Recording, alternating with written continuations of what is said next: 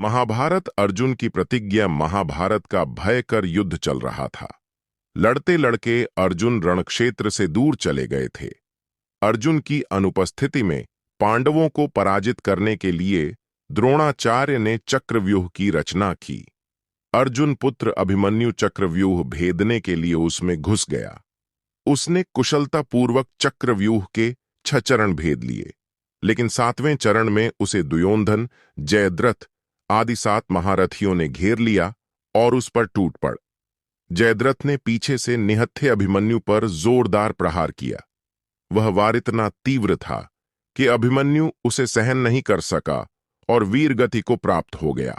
अभिमन्यु की मृत्यु का समाचार सुनकर अर्जुन क्रोध से पागल हो उठा।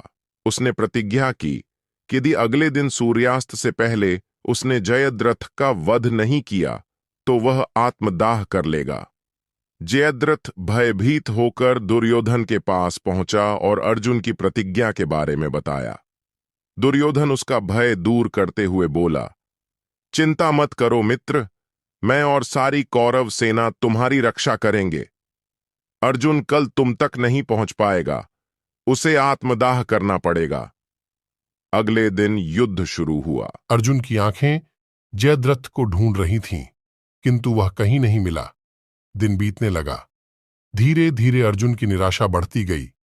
यह देख श्री कृष्ण बोले, पार्थ, समय बीत रहा है और कौरव सेना ने जयद्रथ को रक्षा कवच में घेर रखा है। अतः तुम शीघ्रता से कौरव सेना का संहार करते हुए अपने लक्ष्य की ओर बढ़ो। यह सुनकर अर्जुन का उत्साह बढ़ा और वह जोश से लड़ने लगे। लेकिन जयद्रथ तक पहुंचना मुश्किल था। संध्या होने वाली थी। तब श्री कृष्ण ने अपनी माया फैला दी। इसके फलस्वरूप सूर्य बादलों में छिप गया और संध्या का भ्रम उत्पन्न हो गया। संध्या हो गई है और अब अर्जुन को प्रतिज्ञावश आत्मदाह करना होगा। यह सोचकर जयद्रथ और दुर्योधन खुशी से उछल पड़े। अर्जुन को आत्मदाह करते देखने के लिए जयद्रथ कौरव सेना के आगे आकर अट्टहास करने लगा। जयद्रथ को देखकर श्री कृष्ण बोले, पार्थ, तुम्हारा शत्रु तुम्हारे सामने खड़ा है। उठाओ अपना गांडीव और वध कर दो इसका। वह देखो, अभी सूर्यास्त नहीं हुआ है। यह कहकर उन्होंने अपनी माया समेट ली। देखते ही देखते सूर्य बादलों से निकल आया।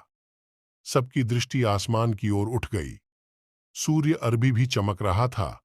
यह देख जयद्रथ और दुर्योधन के पैरों तले जमीन खिसक गई।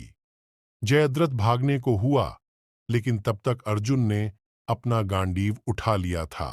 तभी श्री कृष्ण चेतावनी देते हुए बोले, हे अर्जुन, जयद्रथ के पिता ने इसे वरदान दिया था कि जो इसका मस्तक जमीन पर गिराएगा उसका मस्तक भी 100 टुकड़ों में विभक्त हो जाएगा। इसलिए यदि इसका सिर जमीन पर गिरा तो तुम्हारे सिर के भी 100 टुकड़े हो जाएंगे। हे पार्थ, उत्तर दिशा में यहां से 100 योजन की दूरी पर जयद्रथ का पिता तप कर रहा है। तुम इसका मस्तक ऐसे काटो कि वह इसके पिता की गोद में जाकर गिरे। यह देख जयद्रथ और दुर्योधन के पैरों तले जमीन खिसक गई। जयद्रथ भागने को हुआ, लेकिन तब तक अर्जुन ने अपना गांडीव उठा लिया था।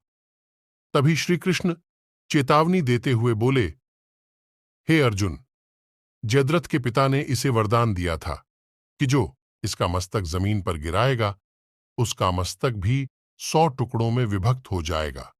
इसलिए यदि इसका सिर जमीन पर गिरा तो तुम्हारे सिर के भी 100 टुकड़े हो जाएंगे। हे पार्थ, उत्तर दिशा में यहां से 100 योजन की दूरी पर जयद्रथ का पिता तप कर रहा है। तुम इसका मस्तक ऐसे काटो कि वह इसके पिता की गोद में जाकर गिरे। अर्जुन ने श्री कृष्ण की चेतावनी ध्यान से सुनी और अपनी लक्ष्य की ओर ध्यान कर बाण छोड़ दिया। उस बाण ने जयद्रथ का सिर धड़ से अलग कर दिया और उसे लेकर सीधा जयद्रथ के पिता की गोद में जाकर गिरा। जयद्रथ का पिता चौंक कर उठा तो उसकी गोद में से सिर जमीन पर गिर गया।